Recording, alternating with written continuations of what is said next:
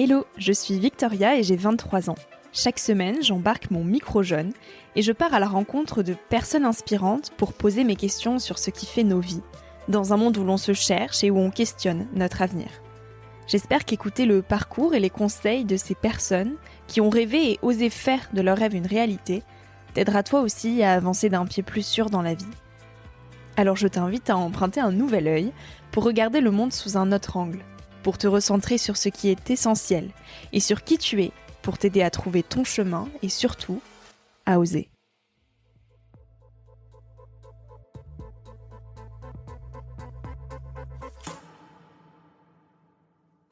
Un diplôme ne sert qu'à se rassurer soi-même.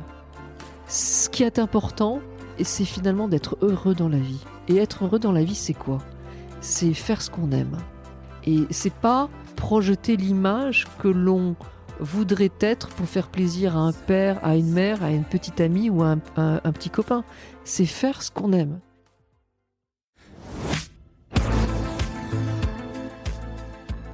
Et si l'épanouissement de chacun ne tenait qu'à une chose ?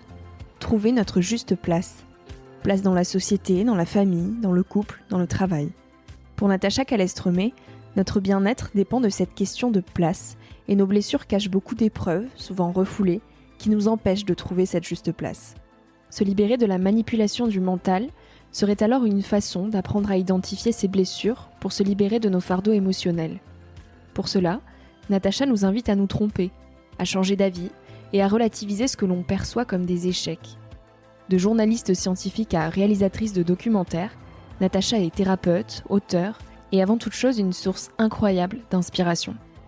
Elle a construit son parcours en étant autodidacte, au fil de rencontres, avec sa force de proposition et sa différence, qu'elle cultive au quotidien pour affirmer sa place. Avec Natacha, on parle d'énergie, de conscience et d'émotion. J'espère que cet épisode te donnera l'élan pour trouver ta juste place. Bonjour Natacha. Bonjour Victoria. Je suis très heureuse de te recevoir aujourd'hui sur Nouvel Oeil. J'ai plein de questions pour toi. Ton parcours me fascine et me passionne. J'espère que je vais être à la hauteur. Non, quand même. Tu as l'habitude, hein. Oui, un peu. Tu as l'habitude de prendre la parole. Et j'espère justement arriver à rendre cette interview aussi passionnante pour toi, pour que tu puisses aborder les sujets peut-être sous un autre angle que celui que tu as l'habitude d'aborder. Avec plaisir. Tu es journaliste, thérapeute, réalisatrice et auteure. Dès l'âge de 4 ans, tu t'es intéressée à tout pour aider les gens. Est-ce que tu peux nous parler de la petite fille que tu étais, petite ? Alors, je me rappelle pas ce que je disais, ce que je faisais à 4 ans, mais effectivement, la légende veut que mes parents m'ont dit à 4 ans, on se disait, Natacha, elle s'occupera des gens, elle veut s'occuper d'une grande cause. Je sais pas trop ce que je faisais. Par contre, ce qui est sûr, c'est qu'après, que ce soit au collège ou au lycée, la récré, au lieu de m'amuser, je vendais les chocolatines, comme on dit dans le sud-ouest, les pains au chocolat et les croissants pour l'UNESCO, tu vois, pour pouvoir mettre des sous de côté et puis les donner à des grandes causes. Pour moi, ça, c'était important. Voilà. Donc, je me suis toujours dit, comment je peux faire pour que chaque matin que je me lève, je puisse me dire j'ai aidé quelqu'un. Voilà, c'était vraiment ma mission. Je sentais que j'avais besoin de ça. Comment je fais pour que cette planète soit un peu plus belle. Ça a l'air prétentieux, mais c'est pas du tout le cas. C'est-à-dire que j'avais envie de me sentir utile. Et j'ai envie de me sentir utile. Voilà. Déjà, depuis toute petite, depuis t'avais toujours, ça en toi. Voilà. Et plus sur le domaine de l'environnement, en fait. Quand j'ai commencé, je me suis dit... en fait, j'ai 9 ans quand mon père me dit pour la première fois que le rhinocéros noir, l'espèce s'est éteinte. Alors, on va en retrouver après, donc l'information était fausse. Mais à ce moment-là, à 9 ans, j'ai mon univers qui s'écroule et je me dis, le 3e plus gros mammifère sur Terre, après la baleine et l'éléphant, peut s'éteindre. Comment on a pu laisser faire ça ? Ça t'a touché. Je pleure. Et je me dis, mais qu'est-ce que je fais pour empêcher que des gros mammifères comme ça disparaissent ?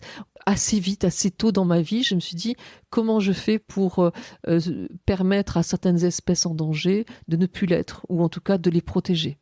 Et comme j'ai toujours beaucoup lu, je me suis toujours beaucoup renseignée, voilà, j'ai énormément lu des magazines, des livres, une idée est venue un jour, je me suis dit, mais il n'y a rien sur les personnes qui donnent leur vie pour sauver une espèce. Et ça a été à l'intérieur de moi, comment je fais pour les mettre en avant, ces gens-là. Et pourtant, tu n'as pas fait d'études d'environnement. Tu as fait un BTS publicité et communication. À cet âge-là, au moment de tes études, comment tu imaginais la vie des grands? Quel impact? Comment tu pensais avoir un impact? L'année du bac, je veux être kinésithérapeute. Et parce que je me dis, tiens, faire du bien aux gens, le toucher, ça me plaît bien. Et il va se passer une chose, je passe concours kiné à Paris, à Toulouse et à Bordeaux. Je l'ai ni à Paris ni à Bordeaux, je l'ai à Toulouse. Sauf que cette année-là, je me plante au bac. Et je ne l'ai pas. Coup de chance, je le comprends après. Parce qu'aujourd'hui, peut-être je serai kiné. Alors kiné, c'est formidable. Mais aujourd'hui, comme tu l'as dit, je suis journaliste, je suis également romancière. Je m'éclate dans mon métier. Ça ne veut pas dire que je ne me serais pas éclatée dans le... Mais en tout cas, et par rapport à ta communauté, tu vois, s'il y en a qui se disent « flûte, j'ai raté mon examen », eh bien, sachez que peut-être c'est une chance. Parce que une occasion de faire autre chose. Et moi, c'est un exemple que je donne toujours. C'est-à-dire que, 1, on a le droit de se tromper. 2, on a le droit de changer d'avis. C'est important d'essayer quelque chose et de se dire, ça ne me convient pas. On a le droit de se tromper. Qui ne s'est pas trompé dans la vie? On a le droit. Et puis, un échec, sur le moment, on se dit, c'est la fin du monde, je me suis planté, j'ai pas assez bossé, ou bien j'ai pas de chance. Et puis au final, on va se rendre compte des années plus tard que c'était le mieux qui puisse arriver. Et je l'ai compris vraiment plus tard. Du coup, je suis pas kiné, je repasse le bac l'année d'après et là, les choses ont changé. Et je me dis comment je fais pour devenir réalisatrice de documentaires, journaliste. Je vais faire la seule chose qui se rapproche un peu, c'est ce BTS publicité et communication. Voilà. Et tu as réussi finalement à faire le pont aussi avec l'environnement puisque tu as réalisé la série documentaire Les Héros de la Nature sur France 5. Et tu as aussi présenté et réalisé l'émission sur les chemins de la santé, soit 31 films documentaires. Comment tu en es venu à toucher ce milieu-là? Alors, ça a été long. Et là, c'est peut-être aussi le deuxième message que je veux donner aux auditeurs. C'est-à-dire que n'abandonnez jamais. Autour de moi, tout le monde disait « Oui, les rêves de Natacha. Oui, elle veut être réalisatrice. Oui, elle veut filmer les orang-outans, les crocodiles, les guépards. C'est bien, elle est sympa, mais elle en veut, hein, elle en veut. » Et moi, je me suis dit, bon, alors, réalisatrice de documentaire, c'est dans la production. Ok, pour arriver à la production, il faut que je m'y connaisse en télé. Ok, donc la télé. Et pour arriver à la télé, peut-être que par le biais de la publicité, je peux y arriver. La publicité, c'est du commercial. Ok, alors en fait, j'arrive à Paris et je me mets à vendre de l'espace publicitaire pour François d'abord, ensuite VSD Nature avec Nicolas Hulot. Mon premier pont avec l'environnement. Je suis commerciale. Et la chose qui est marrante, c'est que, comme je t'ai dit tout à l'heure, je m'ultra-documente. Ouais. Bon, je sais pas écrire. Je suis totalement autodidacte. Je sais pas écrire. Mais le fait de lire énormément de choses, eh bien, j'ai des idées qui me viennent. Et finalement, je vais aller solliciter des rédactions en leur proposant des sujets auxquels personne n'a pensé. Et c'est ça qui va faire la différence. Et les rédacteurs en chef, finalement, vont me choisir en disant le sujet qu'elle apporte est super intéressant. Et donc, c'est eux qui vont m'apprendre à écrire. Enfin, j'ai pas fait d'études de journalisme, quoi. Tu vois. Donc, c'est pour ça que finalement, toutes les expériences peuvent être bonnes pour apprendre les choses. Voilà. Est-ce que tu dirais que les opportunités sont venues à toi ? Non, enfin là, dans le cas où on vient me chercher, oui, mais parce que je suis sur mon chemin. Un jour, un chasseur de tête vient me chercher pour travailler à France Télévisions, la télévision. C'est venu à moi, je pense parce que j'étais sur mon chemin et que je m'étais donné les moyens, si tu veux, voilà. Donc ça a été un coup de chance que j'ai saisi. Et après, j'ai tout quitté d'un coup, d'un seul, pour partir en production. Alors pour le coup, je me suis retrouvée vraiment avec pas d'argent, c'était dur, mais je savais qu'il fallait que j'en passe par là pour apprendre tous les métiers autour de la réalisation. Donc, j'ai postulé en tant qu'assistante de production, assistante réalisatrice, et des tout petits salaires, etc. Même si avant, je gagnais très, très bien ma vie, j'ai accepté de revenir à zéro pour apprendre tous les métiers autour de la réalisation. Tu as réalisé des films sur la mortalité des abeilles, sur le réchauffement climatique, sur l'autisme et sur les phénomènes aussi inexpliqués. On va faire un petit saut dans le temps dans ton parcours. Tu as toujours été très cartésienne, donc tu étais principalement journaliste scientifique. Et un jour, tout s'est écroulé. Donc à la fois ton travail, ta famille et ta santé. Et tu as décidé d'appliquer les techniques que des guérisseurs, des chamans et énergéticiens t'avaient transmis dans certaines interviews que tu avais pu faire dans le cadre notamment de la réalisation de ces documentaires. Et ta vie a changé. Est-ce que tu peux nous expliquer en quoi ta vie a changé ? Alors, c'est vrai que pendant assez longtemps, quand je deviens réalisatrice, c'est formidable. Tout va bien. Et ce qui est formidable, c'est qu'un succès en amenant un autre, on vient me chercher, effectivement, on me propose de réaliser 2 films sur le réchauffement climatique, ensuite, effectivement, sur l'autisme. J'écris des articles sur les perturbateurs endocriniens, sur la maladie catarrhale du mouton. Donc, il y a des choses voilà, très scientifiques, parce que la science me rassure et ça me passionne. Mais dans le cadre des enquêtes extraordinaires, je suis amenée effectivement à interviewer des chamans, des guérisseurs, des énergéticiens, et ce qu'ils me disent est très étonnant. Parfois, je suis un peu dubitative. Parfois, je me dis, il faut quand même être un peu naïf pour croire à ce qu'ils disent. Et pourtant, ils me racontent qu'ils se sont relevés d'épreuves incroyables, parfois de la mort. Et je prends des notes. Je reste curieuse, j'évite de juger parce que ça sert à rien de juger. Sauf qu'effectivement, quand tu le dis, comme tu le dis, à un moment donné, je propose des manuscrits. Donc, je suis également devenue romancière. Sauf que mon manuscrit, il m'est refusé. Je propose des films, ils me sont refusés. Donc, je me retrouve au chômage. Mes droits se terminent, j'ai plus d'argent. Et puis, il va y avoir pendant 4 ans une descente aux enfers. Je vais connaître aussi des deuils, notamment celui de ma petite sœur. Et il y a une série comme ça d'épreuves qui se termine au bout de 4 ans avec une double hernie discale, c'est-à-dire que même ma santé est touchée. Et finalement, il me faut cet événement pour me dire je vais mal et je refusais de voir en face ce que j'allais mal à ce point-là. Et parfois, peut-être à travers ceux qui nous écoutent, les personnes qui ont beaucoup, beaucoup d'énergie ne se rendent pas compte qu'elles en perdent. On se dit, j'ai l'énergie, moi, j'ai la patate. Oui, ça va aller. Ça va aller. Et c'est souvent sur ce principe-là qu'on file au burn-out. Parce qu'on ne se rend pas compte qu'en fait, l'énergie, on s'épuise malgré tout. Parce qu'on a toujours eu beaucoup, beaucoup d'énergie. Bon. Je dirais que ceux qui n'en ont pas beaucoup, quand ils en perdent, ça se voit. Et moi, j'ai toujours eu beaucoup d'énergie. Et je ne me rends pas compte que j'en ai beaucoup, beaucoup perdu. Et là, je suis au bout du rouleau, limite dépression. Et donc, je suis à un point où je cherche des solutions et où finalement, tout ce qui est conventionnel m'aide un peu, mais pas complètement. Et c'est ma chance. Parce que là, je me souviens de donc ces thérapeutes un peu spéciaux, de leurs techniques, et je me dis, et si j'essayais ? J'ai rien à perdre, j'ai que des choses à gagner. Même si je suis toujours un peu dubitative et que je me dis... Au moins, j'ai essayé. J'ai essayé, je vais peut-être perdre un peu de temps. Et là... il y a des fulgurances, il y a des choses qui se passent. Je guéris de ma double hernie discale en 1 mois et demi sans opération. Et on va dire qu'en 1 an, tous les points qui étaient noirs sont repassés au rouge, si on veut. C'est-à-dire que j'ai retrouvé du boulot. L'argent revient. Tout va bien. Et les choses se sont améliorées à un point que mon mari me dit « Mais moi, ça fait... 5 ans, enfin je t'ai vu pendant 4 ans pleurer presque tous les jours. » Et il me dit, mais partage ça dans un livre. Et je dis, mais écoute, je me sens pas légitime. Juste sur mon expérience, ça n'a pas de sens. Et là, étrangement, mes proches vont me solliciter pour des choses qui n'ont rien à voir avec le journalisme. Je vais mal, j'ai des problèmes au dos, est-ce que tu peux m'aider ? Ma fille va pas bien, est-ce que tu peux m'aider ? J'ai que des problèmes financiers, des galères sans nom, est-ce que tu peux m'aider ? J'ai des peurs en moi, est-ce que tu peux m'aider ? Je suis journaliste, les gars, qu'est-ce que vous venez me chercher ? Mais je leur réponds pas ça.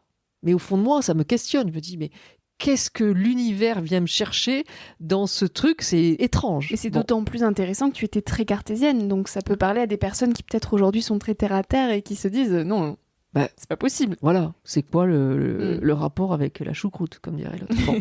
Et donc, du coup, je me dis, ça marchait pour moi, essayons. Puisque moi, ma lecture, Victoria, puisque tu sais comment je travaille, c'est une lecture parmi tant d'autres, mais en tout cas, c'est comprendre qu'à travers les épreuves que l'on vit, eh bien, il peut y avoir des choses qui sont héritées de notre famille. Et le comprendre, c'est déjà la moitié du boulot. C'est-à-dire que si, parmi ceux qui nous écoutent, et les personnes qui se disent « j'arrive pas à me lancer dans une nouvelle activité, j'arrive pas à faire un choix de cursus estudiantin, j'arrive pas à me lancer dans quelque chose qui… » Peut-être qu'à l'intérieur de ces personnes, il y a une forme de culpabilité, une forme de « je n'ai pas la légitimité pour faire ça ».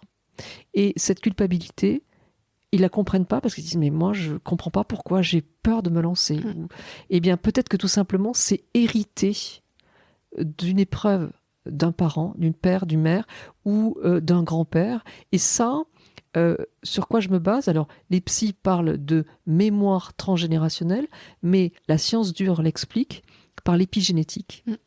Quand quelqu'un, imaginons un grand-père, vit une épreuve, donc un monsieur perd son enfant, cette épreuve très douloureuse va impacter ses gènes.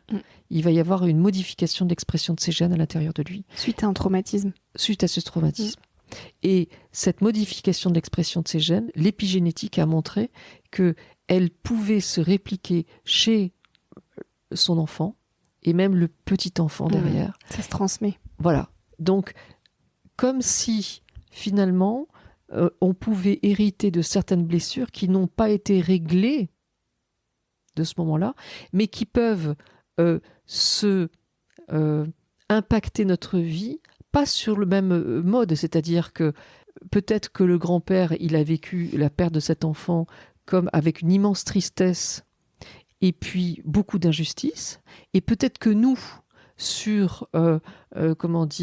en tant que petit enfant de cet homme, eh bien, on a l'impression qu'on a une tristesse à l'intérieur de nous où on se dit quel que soit le succès que je fais, que j'ai dans mes études ou dans ma profession, je me sens jamais bien parce que j'ai une tristesse au fond de moi. Ou bien, j'arrive pas à décider quel choix faire professionnellement parce qu'au fond de moi, la vie n'a pas de sens. Et donc ça rejoint ce que tu disais par rapport à la question de place. Tu as réalisé finalement que le bonheur était souvent lié à une question de place, notre place dans le travail, dans notre couple, dans notre famille ou dans la société. Alors comment justement on trouve notre place? Eh bien on trouve notre place en essayant de se libérer des fardeaux émotionnels que nous-mêmes nous avons vécus dans notre enfance et également des fardeaux émotionnels dont on a pu hériter. Si on a eu une mère qui n'a jamais eu l'occasion de s'exprimer comme elle voulait parce que son mari ou son père était trop autoritaire. Si on a eu une mère aussi qui aurait tellement voulu travailler, mais elle a élevé ses 3 enfants. Elle n'a jamais eu la place qu'elle rêvait. Imaginons qu'on ait eu un père qui aurait tellement voulu être violoniste, et puis il a été peintre en bâtiment. Il n'a jamais eu la place dont il rêvait. Mais ça peut même être un père qui a été chef d'entreprise à succès, mais qui, au fond de lui, se rêvait photographe ou pilote. Eh bien, il y a quelque chose de l'expression de la place dont il rêvait qui s'est jamais exprimé en lui. Et ce que l'épigénétique a montré, c'est qu'effectivement, on peut hériter de cette épreuve. Et donc, peut-être que nous, on n'arrive pas à trouver notre place. Et donc, moi, ce que je propose, c'est de se dire, regardons notre propre petite enfance, voir s'il n'y a pas eu des culpabilités, parce que la culpabilité, c'est vraiment une blessure qui est pénible, parce que c'est elle qui fait appuyer sur la pédale de frein, c'est elle qui crée des autoblocages. Je ne suis pas digne d'y arriver, je ne suis pas digne de briller, je ne suis pas digne de me montrer pleinement à ce monde.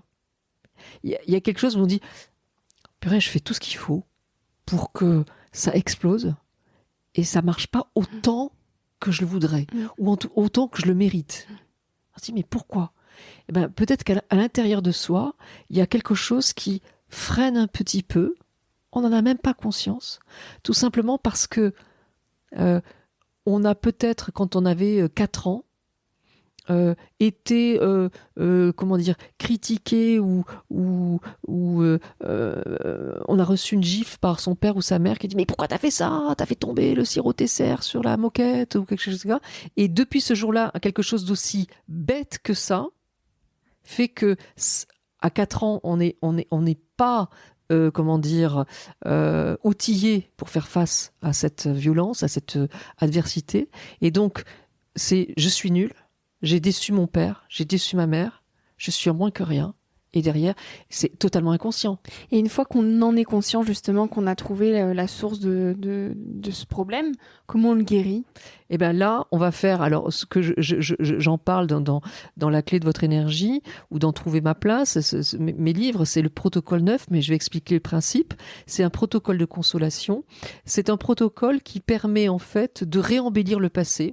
Donc, imaginons que on a fait quelque chose. Qu'est-ce qu'on pourrait faire ? On a envoyé un caillou pour faire comme notre grand frère à tel endroit. Il envoie ce caillou vers la voiture de la grand-mère et il casse la vitre de la grand-mère en fait et il se ramasse une torgnole de fou. Bon, et je crois il a 5 ans. On a de 0 à 8 ans. L'important est de trouver l'événement le plus loin qu'on se rappelle. Et si on ne se rappelle pas d'ailleurs, on peut chercher ce qui se dit en rigolant. Ah oui, Victoria, je me souviens, elle faisait ça, voilà. Les petites légendes un peu, tu sais, voilà, qu'on raconte un peu sur nous, si ça se raconte, c'est peut-être pour qu'on s'en rappelle. Bon, donc on va se rappeler et c'est souvent des choses anecdotiques. Et on se dit, mais non, il n'y a pas mort d'homme, hein, donc ça peut pas être ça le problème voilà. Donc la chose la plus anecdotique, mais en tout cas elle allait plus loin dans l'enfance, on va la récupérer, et on va réembellir le passé. Et on va imaginer que justement la grand-mère va revenir vers nous et puis va dire t'as essayé de faire comme ton frère et puis t'as raison et puis finalement cette voiture il fallait que je m'en libère et c'est très bien et puis tu sais quoi je vais la garder de côté et puis peut-être que quand tu seras grand je te la donnerai, ça te permettra d'avancer plus loin. Et du coup cet échec cuisant se transforme elle me permet d'avancer. Et pourquoi ça marche ? Parce que moi j'aime bien scientifiquement expliquer. C'est grâce à nos neurones miroirs. Parce qu'en fait, c'est Giacomo Rizzolatti, un médecin chercheur de l'université de Parme, qui a montré que notre cerveau, grâce aux neurones miroirs, ne sait pas faire la différence entre quelque chose de vécu et quelque chose d'imaginé comme étant réel.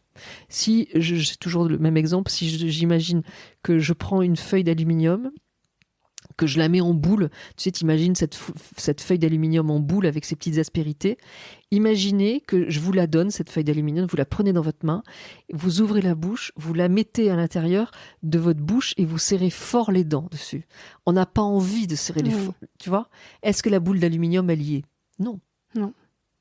Et pourtant, on se dit, mais j'ai pas envie. Parce que le cerveau ne fait pas la différence entre quelque chose de vécu et quelque chose d'imaginé comme étant réel. Donc le fait de réembellir le passé, le cerveau ne fait pas la différence, et donc il occulte ce qui nous a fait du mal. Et donc la culpabilité s'en va. Donc scientifiquement, c'est prouvé que nos pensées créent notre réalité. Absolument, je ne pourrais pas le dire mieux. Donc ça, c'est la première étape. On va chercher dans notre enfance ce qui a pu nous créer de la culpabilité, ce qui a pu nous faire en sorte qu'on se dise « je suis nul ». J'ai déçu mes parents, j'ai pas fait ce qu'il fallait, voilà. Et on va réembellir le passé. Première étape. Deuxième étape, si cette culpabilité à l'intérieur ou s'il y a de la colère non exprimée par rapport à ça ou de l'injustice, quelle que soit la façon dont on vit les choses, on va se dire, est-ce que mes parents, de notre point de vue, ou mes grands-parents, ont pu vivre ça ? De la colère non exprimée. Alors oui, son père était tellement autoritaire, je pense qu'il a jamais eu le mot, il a pu dire ce qu'il voulait, donc oui. Et donc là, moi je propose, mais il y a d'autres façons de faire, mais le protocole 6+, qui permet de se libérer émotionnellement de fardeaux qui ne nous appartiennent pas. Et moi, ça a été des fulgurances. En fait, ce qui s'est passé, c'est que pour revenir à ta question initiale, c'est que je suis à l'époque, sur le plan professionnel, invisible, malgré tout ce que je fais. romancière, journaliste, réalisatrice, etc., j'ai pas la reconnaissance de mes pairs. Et je vais réaliser que ma grand-mère est complètement invisible, était complètement invisible, elle aussi. Et je vais faire le protocole 7, c'est quand il y a juste des libérations émotionnelles, c'est juste le protocole 7. Toujours pareil, de la clé de votre énergie. Donc, avec ma grand-mère, et direct derrière, il y a des choses qui changent dès le lendemain. J'ai RTL qui m'appelle, etc. Et pour que les choses perdurent dans le temps, eh ben, il a fallu que je le fasse, que je répertorie toutes les personnes avec qui le faire. Alors, ça prend du temps, mais ça vaut le coup. Et là, ça demande d'y croire aussi. Non. Non ? Et non, puisque moi, j'y crois pas. Oui, mais tu laisses la possibilité quand même que ça marche, donc tu n'es pas non plus complètement fermé à la question. C'est-à-dire que je me dis, j'ai plus que ça. Mais même, Victoria, même quand ça marchait, mon premier réflexe, c'est de me dire, c'est du bol. Ah oui, ouais, comme J'y quoi. crois pas. Et c'est justement parce que les personnes autour de moi viennent me chercher et que ça marche alors que je les vois même pas et que c'est juste au téléphone que là, je me dis, statistiquement parlant, c'est des maths. Je me dis, là, je peux plus dire que c'est de la chance, statistiquement parlant. Puisque toutes les personnes à qui j'en ai parlé, ça marchait pour elles. Et c'est pour ça qu'après, de 2016 à 2019, je vais proposer des ateliers et où même le corps médical va venir se former. Et c'est en 2019 où j'ai des psys, j'ai des psychiatres, des médecins qui viennent se former à ces techniques chamaniques, que j'ai transformées en protocole, que là, je me dis, là, il y a quelque chose que je dois partager, et c'est comme ça que j'ai écrit la clé de votre énergie. Voilà. Donc l'origine, elle est là. Mais sans ma propre démarche, puis ensuite m'être rendu compte que ça marchait pour les autres, et ensuite l'avoir partagé dans des ateliers, où le corps médical s'est venu se former, sans tout ça, je ne serais même pas là devant toi en face. Voilà. Et alors toi, dans ton cas précis, tu as une sœur jumelle. Oui. Et tu dis, à l'âge de 10 ans, nos 2 lits étaient positionnés dans la même chambre, simplement séparés par une cloison fine. Tous les soirs, jusque tard dans la nuit, nous revisitions la journée, un travail d'introspection qui nous permettait de comprendre que nous vivions quelque chose d'exceptionnel. Et après, tu dis, la comparaison, finalement, s'est transformée lentement mais sûrement en compétition. Et j'avais parfois l'impression de me battre contre moi-même. Donc toi, dans ton cas précis, c'est vrai que le fait d'avoir une sœur jumelle, ça a d'autant plus renforcé ça. Est-ce que tu constates avec tes patients qu'on se bat souvent contre soi-même, justement ? Oui, on est bien sûr, parce que on a nos propres freins, on a nos peurs, on a notre colère, on a ce sentiment d'impuissance, et c'est ça qui nous empêche finalement d'avancer dans la bonne direction. Et prendre conscience que finalement, s'enlever les blocages, c'est une démarche qui est salvatrice, et c'est une des raisons pour laquelle je suis très enthousiaste de te parler. C'est que voilà, t'es une jeune femme en devenir, et pour moi je trouve que c'est fabuleux, parce que tu vois, la clé de votre énergie, il a été énormément offert, ce qui fait que mon lectorat s'est vachement rajeuni. Beaucoup de parents l'ont offert et j'ai des jeunes femmes et des jeunes hommes, 18, 19, 20, 21, j'avais pas avant. Et qui sont complètement à fond, ouais, j'ai commencé tel protocole, etc., avec mon père, avec ma mère, c'est un truc de fou, avec mes ex, ça a changé les choses et tout. Bon. Eh bien, et je me dis, mais quelle chance, à 22 balais, de faire des protocoles. Mais moi, j'ai commencé, j'avais plus de 48 ans, tu vois. Quel gain de temps! C'est géant! Et je trouve ça fabuleux, quoi. Et nos parents, ils n'ont pas beaucoup bougé, mais ils n'avaient pas d'outils. Donc, on ne peut pas leur en vouloir. Ils ont fait ce qu'ils ont pu avec ce qu'ils avaient. Voilà. Et le fait d'avoir une sœur jumelle, ça a été ma chance, parce que finalement, dès le départ, on me place dans une situation où j'existe pas. Oui. Les jumelles. Bon, elle s'appelle Lydie, je m'appelle Natacha, mais on n'existe pas. On est un être bicéphale. Les jumelles venaient, les jumettes mettaient la table, les jumelles prenaient un cahier, les jumelles, est-ce que les jumelles vont bien ? Les jumelles, elles ont un prénom, les gars. Non. Voilà. Et donc, trouver sa place, quand non seulement vous n'avez plus de prénom, mais qu'en plus, c'est Lydie a eu 15, Natacha n'a que 12. Tu vois ? Ou bien Lydie a eu 14, Natacha a eu 20. Bon, tu la veux pas la compète, mais on t'y met direct.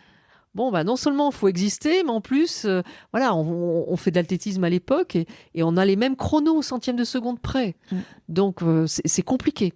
Et aujourd'hui, quand on n'a pas un jumeau ou une jumelle, c'est plus les réseaux sociaux qui nous mettent en comparaison. Nous. C'est voilà. ah ben un tel a eu 100 likes, toi t'en as que 50. Ou voilà. t'as tant de followers, lui il en a plus. Voilà. Et puis par exemple, tu vois, sur les réseaux, aujourd'hui avec la manie de se mettre des filtres, et bien du coup, on se voit d'une certaine manière et puis le matin quand on se lève, on se dit purée, j'ai une sale tête, alors que finalement non. C'est juste que le filtre qu'on a mis la veille nous rend tellement mieux qu'on se dit, on se déprécie sans arrêt. Et s'accepter tel qu'on est. Mais ça va changer. Ça peut pas rester comme ça, c'est impossible. J'ai aucun doute sur le fait que ça va changer. Comment on trouve confiance en soi ? En comprenant que si on fait des erreurs, eh bien c'est souvent un cadeau qui est caché, mais par contre le paquet finalement il est mal emballé, mais on va le comprendre beaucoup plus tard. On a le droit de se tromper et que finalement c'est Idriss Khan qui dit voilà, finalement c'est dans l'échec qu'on grandit. Quand on nous dit que ce que l'on fait c'est bien, ça nourrit l'ego, mais on va pas s'en rappeler. Par contre, si on est tombé, et puis un jour, à un moment donné, on se relève, ça, on l'oubliera jamais de toute sa vie. Donc, finalement, moi, je dis toujours, un diplôme ne sert qu'à se rassurer soi-même. Hyper intéressant. Ce qui est important, c'est finalement d'être heureux dans la vie. Et être heureux dans la vie, c'est quoi ? C'est faire ce qu'on aime. Et c'est pas projeter l'image que l'on voudrait être pour faire plaisir à un père, à une mère, à une petite amie ou à un petit copain. C'est faire ce qu'on aime. Tu vois, moi je prends souvent l'exemple de mon père il était contrôleur à la caisse d'allocation familiale. Il aimait pas son métier. Il devait faire des enquêtes, il avait 15 enquêtes à faire par semaine. Et il travaillait lundi, mardi, mercredi à fond la caisse. Mercredi soir, il avait terminé. Et jeudi, vendredi, samedi, dimanche, il faisait que ce qu'il aimait, du sport, du tennis, etc.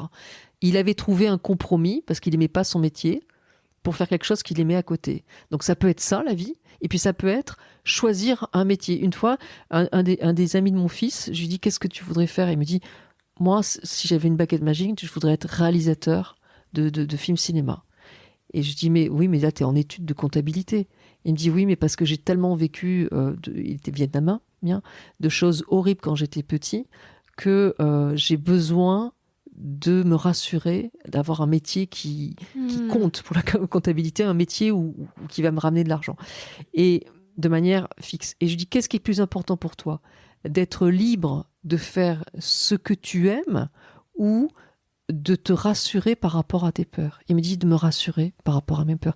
Alors je dis, donc continue la comptabilité et peut-être qu'un jour, eh bien, tu as 40 ans, tu feras, ou peut-être jamais, mais c'est toi, parce que lui, il avait plus envie de rassurer ses peurs. Et donc, il faut s'écouter. Voilà, il faut s'écouter. On ne doit pas juger, oui, il aurait dû faire de la réalisation, mais si le fait de faire de la réalisation, c'est vrai que tu sais jamais combien tu vas gagner, ça l'aurait cloué au sol. Alors j'ai envie de lui dire, aujourd'hui avec cet éclairage, cherche si dans ta famille il n'y a pas eu des peurs, et avec les comment dire, toutes les guerres, etc., qu'il y a eu, il y a des peurs, il y en a forcément eu. Oui. Et libère-toi de ces peurs qui t'appartiennent pas, et peut-être que du coup tu vas faire des choses que tu aimes. Voilà. Mais après c'est chacun fait ce qu'il peut et ce qu'il veut au moment où ça lui parle. Pour certains ça va être à 22 ans, pour d'autres ça va être 30 ans, peut-être ce sera à 70 ans et peut-être jamais. Et ça se respecte. Voilà. Chacun fait ce qu'il veut quand il le sent. Natacha, j'aurais tellement d'autres questions. Si les auditeurs et auditrices du podcast veulent continuer à t'entendre, je vais leur demander s'ils veulent pas une deuxième partie. Mais là, pour ce moment, on va conclure. J'ai une question que je pose toujours à mes invités, qui est quel conseil tu donnerais aux jeunes d'aujourd'hui ? Je dirais, n'attendez pas d'être au plus mal pour vous poser des questions sur ce que vous avez vécu, sur ce qu'ont vécu vos parents, Et oui, les parents sont prises de tête, c'est parfois pas facile. N'empêche que les écouter, leur poser des questions, c'est trouver à travers leur expérience des informations qui vont nous aider plus tard à aller mieux. Restez les oreilles ouvertes, écoutez-les et dites-leur « Non mais maman, papa, j'ai pas envie de savoir les trucs que vous avez réussi. J'ai envie de connaître vos échecs. J'ai envie de connaître vos doutes. J'ai envie de savoir quand vous êtes tombé. J'ai envie de savoir quand vous avez pleuré. J'ai envie de savoir ce qui vous a fait mal. Parce que peut-être que ça impacte ma vie inconsciemment. Et moi, c'est des outils dont je vais pouvoir me servir plus tard. » Écoutez, partez à la pêche aux informations, notez-les sur un petit cahier. Et un jour, quand ce sera la bonne occasion, vous pourrez vous faire ce qu'il faut pour vous en libérer. Il y a mes techniques, il y en a plein d'autres. Et ça sera génial. Merci beaucoup, Natacha. Avec plaisir, merci Victoria. Dans la barre d'informations, je mettrai toutes les informations sur tes livres pour celles et ceux qui veulent creuser ces sujets-là. Merci. Avec grand plaisir. Et pour ceux qui... le développement personnel est quelque chose qui est barbare et un gros mot, sachez que je viens de sortir mon cahier d'énergie, voilà, qui est un petit... qui sont des jeux et des rituels pour prendre soin de soi, mais avant tout des jeux, voilà, pour se libérer la tête un peu, mais voilà, genre cahier de vacances. Je mettrai tous ces liens-là. Merci beaucoup, Avec Natacha. Avec plaisir. Merci, Victoria. Merci à toi d'avoir écouté l'épisode jusqu'ici. Si ce moment t'a plu, je t'invite à le partager, à laisser quelques étoiles sur iTunes ou Spotify, ou à faire une story sur Instagram pour que je puisse te repartager. En attendant de se retrouver lundi prochain, tu peux me suivre au quotidien et m'écrire sur la page Instagram Nouvel Oeil. Sur le site internet www.nouveloeil-podcast.com, tu pourras aussi t'abonner à ma newsletter.